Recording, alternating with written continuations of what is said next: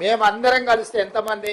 119 మంది ఎమ్మెల్యేలు, 17 మంది ఎంపీలు, 40 మంది ఎమ్మెల్సీలు. ఇంతే కదా మేము అందరం కలిసి ఉద్యోగస్తులము. ఎంత అయినరు? 200 కూడా కాలే. కానీ రాష్ట్రాన్ని నడిపేది 10.5 లక్షల మంది ప్రభుత్వ ఉద్యోగస్తులు. మేము 200 మంది లోపలనే ఉండే మేమే ఈ ప్రభుత్వాన్ని నడపలేము. ఈ ప్రభుత్వం సాధించిన విజయాలకు మేము 200 మంది అని ఎవరైనా అనుకుంటే అది వాళ్ళ భ్రమనే. అది నిజం కాదు, అర్ధసత్యం మాత్రమే. మేము ఇక్కడ కూర్చొని నిర్ణయాలు చేయొచ్చు. ఒక రకంగా చెప్పాలంటే 15 మంది మంత్రులే మారిండ్రు.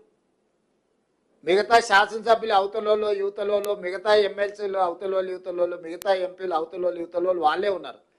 మారిందల్లా ముఖ్యమంత్రి 15 మంది మంత్రులు తప్ప మిగతా వాళ్ళందరూ దాదాపుగా అటుగనో ఇటుగనో 200లలో 100 మంది పాతోలే కొనసాగుతున్నారు. మమ్మల్ని వదిలేస్తే 10 లక్షలు గతంలో ఉన్న ప్రభుత్వ ఉద్యోగస్తులు మీరే.